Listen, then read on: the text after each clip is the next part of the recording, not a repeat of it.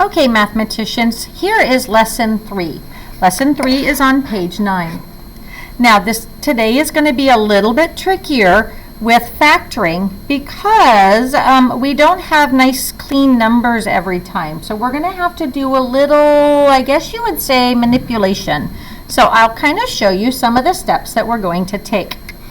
So if you remember, we do have to have it equal to 0. We have to set it equal to 0, and then we want to do our factoring on the left side. Then what I'm going to do is I'm going to take a look at what I'm factoring here. Notice that I have a 3x squared, a 9x, and a negative 12. I notice that I can actually pull out a 3 from all of those. So kind of back to our dividing polynomials, I am going to pull out a 3. If I pull out a 3, I actually have to put that on the outside of my parentheses. Now, 3 divided by 3 is 1, so that leaves me just with x squared. 9x divided by 3 is 3x. And a negative 12 divided by 3 is a negative 4. And that is equal to 0. Okay. Now what I have to do is actually factor my polynomial. So we do still have the quadratic equation on the inside, and I need to factor that. So my 3 is going to continue to hang out here. And if it helps you to go ahead and kind of keep that on the other side, you can. Now remember, I'm going to make my parentheses. And if you need to, do your diamond. Notice I have a negative 4 and a positive 3. Since I have a negative up here, that means one of my answers needs to be negative, one of my factors, and my answer is positive, the sum, so that means it's my little number. So it's going to be a negative 1 and a positive 4, because negative 1 times 4 is negative 4, negative 1 plus a positive 4 is a positive 3. So now I can divvy up my x's. I have a negative 1 and a positive 4. Equals to 0. Okay? So just like we learned yesterday, I am now going to set these to 0. So x minus 1 equals 0, and x plus 4 equals 0. Now 3 is not equal to 0, so I'm just going to leave that, and it doesn't become any part of the root. Now x equals positive 1. And then I have x equals negative 4. So my roots are 1 and negative 4. Okay, if you need to, pause, write it, and make sure you understand what happened. Okay, number 2. Number 2, I'm noticing that I have 5, 20, and 60. Okay, negative 20 and negative 60. I notice that I can take out a 5. So I'm going to write my 5 out here. I have x squared. Negative 20 divided by 5 is a negative 4x. Negative 60 divided by 5 is going to be negative 12. All equal to 0. Now I'm going to make sure I put my 5 over here, keep it separate.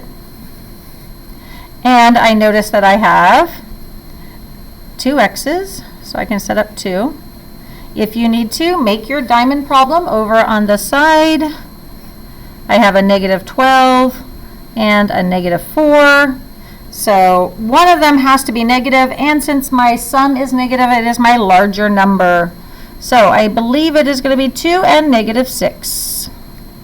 So now I have my x plus 2. I have my x minus 6 equals 0. I'm going to split them and set them both to 0. X plus 2 equals 0, and x minus 6 equals 0. Now I just have to move that negative 2 over, so x is negative 2. 5 is not equal to 0, so don't do anything with that. And then x equals positive 6. And my roots, I always do a funky bracket there, is negative 6 and negative 2 and 6. There we go.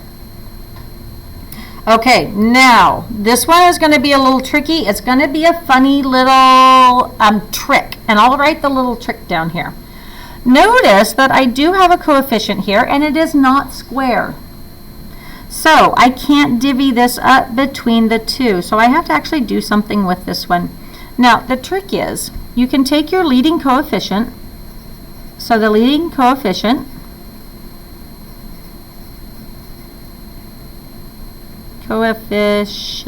there we go, and then multiply it by C. So you do A times C. Okay, in fact I should, make sure your leading coefficient is your A, and you times it by the C. Okay, so I'm going to take this 2 and I'm going to multiply it by my C. So in other words, I'm just kind of moving it over there.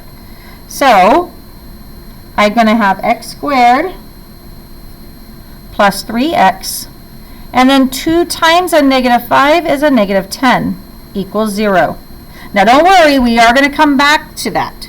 Like, you can't just do that and leave it. Okay, so the first thing that we're going to do is multiply our a times our c. Then what I'm going to do is I'm going to factor it. So if I factor this, put over here, put my little negative 10 and a 3. So I notice that this is negative, so my little one, negative 2 times 5. Okay.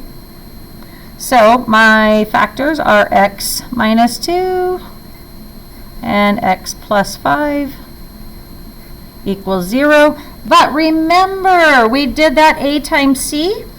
So now I have to undo it. Since I did multiplication, I now need to divide by 2, or divide by a. So now I have to divide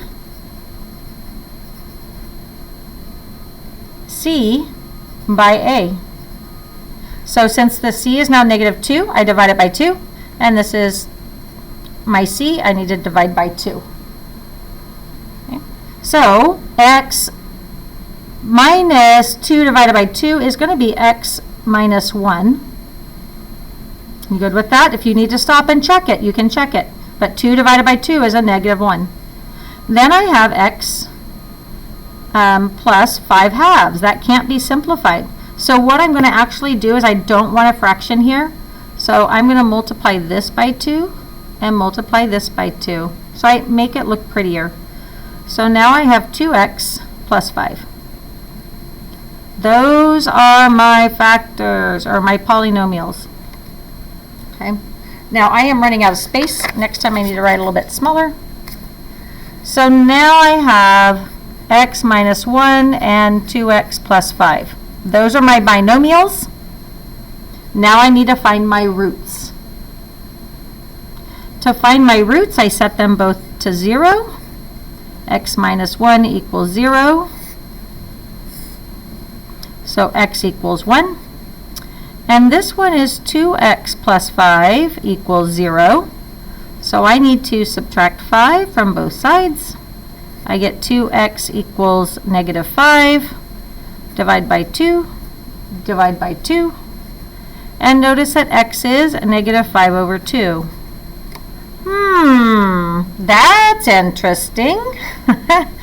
Anyone notice a pattern there? So my roots are 1 and negative 5 halves. Once you find the pattern, you can use it. Okay, let's go ahead and look at number 4. I will do that little trick one more time. Okay, so remember, I'm going to do a times c. I'm going to take the a and I'm going to multiply it by the c. So I have x squared minus 22x, and then 8 times a positive 5 is a positive 40, all equal to 0. Okay, now I'm going to do my diamond problem. I have a 40 and a negative 22. Let's see, I've got 1 times 40, I've got 2 times 20. Oh, that's it. And look at, my 22 is negative, so it's a negative 2 and a negative 20, because that equals a positive 40. Okay, so let's go ahead and draw our polynomials. I divvy up my x's. I got a negative 2. I've got an x, and then minus 20.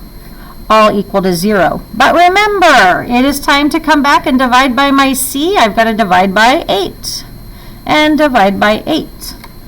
And when I divide by 8,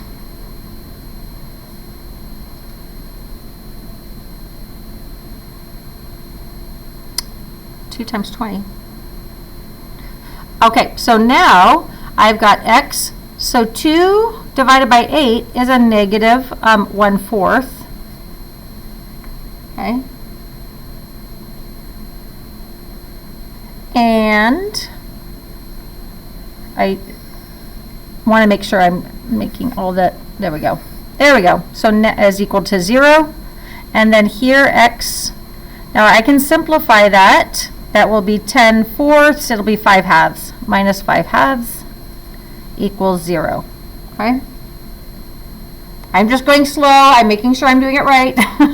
Even I have to think about it with fractions. Okay, so I have a 1/4 here, so x equals a positive 1/4. Remember, I just flip it over. And then x equals a positive 5/2. So our roots are both fractions. I have 1/4 and I have 5/2. Okay, so remember, when you are solving quadratics that have leading coefficients that are greater than 1, you do have to deal with them. So either you can pull them out by factoring, the greatest common factor, or you can take them out by my little trick here. And I actually don't know the name of that trick. I just know it's a trick that works. Okay, if you have questions, make sure you ask in class.